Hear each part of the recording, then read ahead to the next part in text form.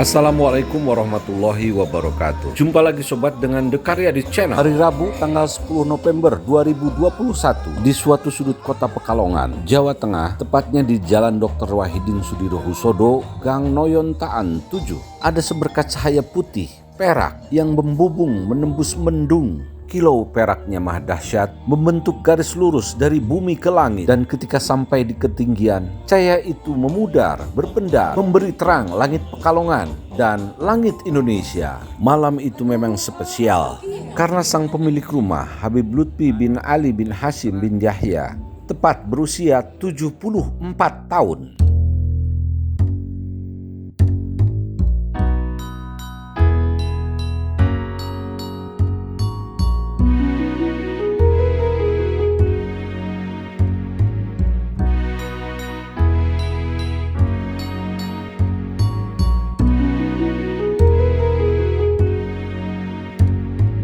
"74 tahun, suatu angka yang menunjukkan kematangan, keparipurnaan dan keajekan seorang bernama Habib Muhammad Lutfi bin Yahya. Di usianya yang sampai 74 tahun ini, beliau telah merasakan pahit getirnya kehidupan, asam manisnya romantika hidup yang senantiasa bergelombang. Pahit dan getir kehidupan ini sudah ia rasakan, hingga berbagai pencapaian ia torehkan kemudian. Habib Lutfi adalah Rois Am dari Jatman, Jamaah Ali Tarekoh Mu'tabaroh An-Nahdiyah, guru besar alias mursyid, panutan dari seluruh pengikut tarekoh yang muktabar. Jutaan muridnya tersebar dari Sabang hingga Merauke, bahkan tersebar pula di seluruh negara Islam, dari timur ke barat, dari selatan ke utara. Di Indonesia, Habib Lutfi adalah salah seorang anggota Dewan Pertimbangan Presiden atau Watimpres. Nasihat-nasihat bijaknya dibutuhkan oleh seorang presiden,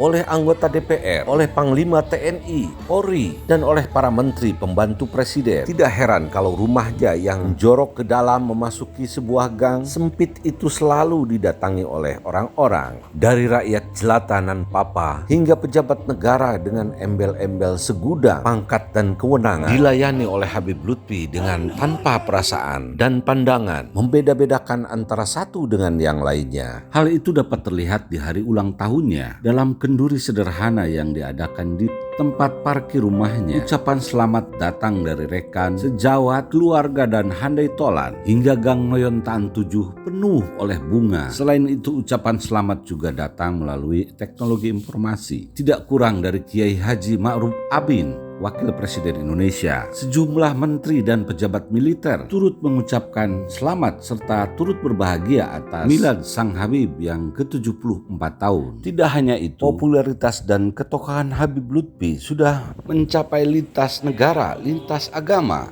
bahkan lintas kepercayaan. Keuskupan Agung Semarang bahkan mengirimkan salah seorang utusannya untuk menyampaikan ucapan selamat dan turut berbahagia atas milad Sang Habib. Begitu juga dalam hal keluarga. Tidak banyak yang tahu kalau Habib Lutfi nikahi Mama Salma dengan berputra putri 5 orang.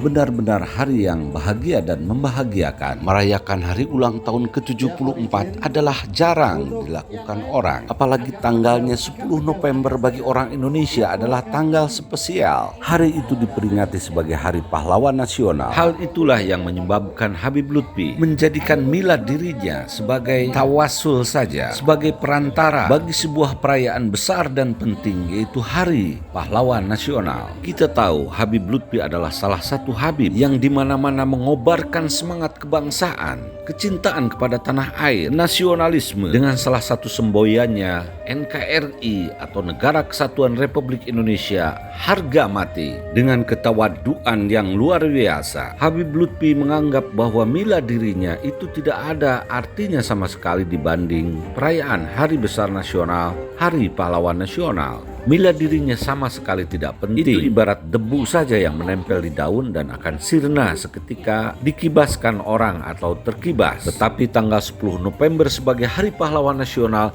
memiliki arti yang sangat dalam. Oleh karena itu Habib Lutfi merasa mengaku bersyukur bahwa miladnya adalah 10 November yang itu berkaitan dengan tanggal 10 November sebagai Hari Pahlawan Nasional. Beliau mengaku merasa senantiasa diingatkan akan kebesaran jasa para pahlawan dengan darah dan air mata, menebus kemerdekaan, mempertahankan kemerdekaan, dan menjaga kelestarian kemerdekaan ini untuk anak cucu. Makanya Habib Lutfi sering bilang, seandainya hijabnya dibukakan, sebetulnya dia takut kalau berziarah ke makam pahlawan atau ke makam wali yang dia kenal. Bagaimana tidak malu? Sebab dia akan ditanyai kenapa bangsa Indonesia cenderung membesar-besarkan perbedaan. Padahal jelas-jelas perbedaan itulah yang diciptakan oleh musuh untuk merongrong kewibawaan yang selanjutnya menjerumuskan bangsa Indonesia ke jurang kehancuran. Di sesi pengucapan selamat ulang tahun dari kerabat, dari orang-orang dekat kepada Habib Lutfi, tampak ketegaran seorang bapak dari Habib Lutfi bin Yahya terpancar kepada anak-anak yang mendatanginya, baik laki-laki ataupun perempuan. Semuanya ia peluk, ia cium, ia dekap erat dengan kehangatan seorang ayah. Yang jelas dari perayaan ulang tahun Habib Lutfi yang ke-74 ada satu yang menonjol, bukan sesuatu yang baru, sebab hal ini telah lama ia suarakan, ia gelorakan, ia kabarkan kepada masyarakat, kepada seluruh bangsa bahwa sudah saatnya Indonesia menyadari kemajemukan, menyadari perbedaan, menyadari kebinekaan, dan jangan jadikan itu sebagai penghalang menjadi bangsa yang besar. Indonesia adalah negara yang subur, makmur, loh jinawi. Bersatulah wahai Indonesiaku. Assalamualaikum warahmatullahi wabarakatuh. Salam sejahtera untuk kita semuanya. Selamat malam. Kesempatan yang baik sekali pada malam hari ini dengan melalui tawasul pelantara. Apa pelantaranya tersebut? Ada melalui pelantara 10 November. Kita bisa mengingat jasa-jasa para beliau yang tidak bisa kita anggap kecil. Kontribusi beliau dalam mempersatukan bangsa sehingga meraih satu kemerdekaan ada nilai harganya kemerdekaan tersebut, karena kemerdekaan Indonesia cukup berkeringat, cukup berdarah. Kemerdekaan Indonesia bukan hadiah. Maka dari itu mari kita menjadi bangsa yang mau sudi kiranya untuk selalu mensyukuri.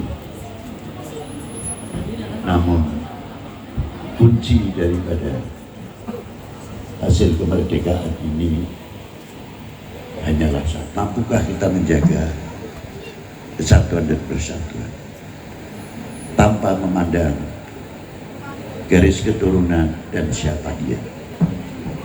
Kami yakin siapapun masih melekat di seluruh hatinya mencintai republik ini, mencintai bangsa ini. Disitulah kekuatan yang tidak ada bandingan untuk bangsa ini dan untuk republik ini. Dari itu milad pribadi saya itu hanya pelantara belakang. Bagaimana untuk mengajak sebenarnya? Kalau dinilai diri saya sendiri itu tidak ada apa-apanya dibanding para beliau-beliau itu. Sangat-sangat kecil, bagaikan debu yang terkadang kena angin, entah kemana jatuhnya. Itu yang paling saya khawatirkan.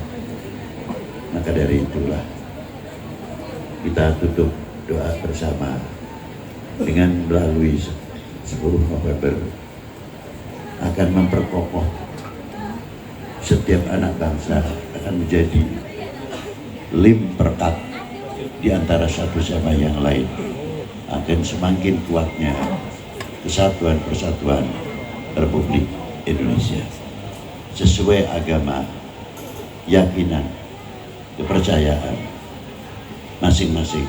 Mari kita berdoa karena Allah untuk Indonesia. Mulai.